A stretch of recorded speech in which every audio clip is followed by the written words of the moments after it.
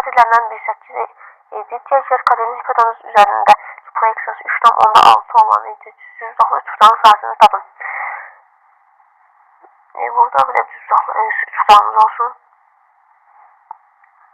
Bir kadet 8'di. Buradan yani bizim diğer kadetin proyeksiyası 3,6'dır. Yani bura 1 olsun. X buradan diye yani biz bir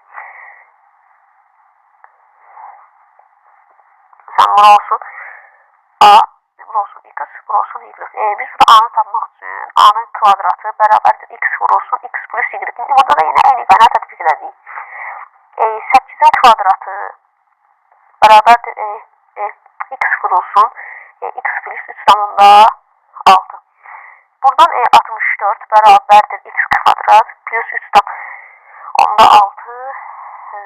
Buradan da 64'ü diğer tarafa keçirsə minus 64 bərabər 0. Buradan V-dən bunların kökləri cəmi mənfi 3,6. Kökləri hasili isə mənfi 64'dür. Bu da mənfi 10 ilə müsbət 6,4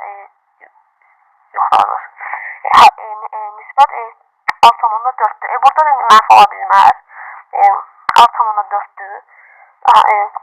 Bura 6,4. Buranın da ümumi hipotenüs 10'dur. Onda 8, 10, burada da olacaq 6. Bunun da sayısı da S bərabərdir. Katillərin hasilinin yarısı 6 vur 8, bunun üstün 2.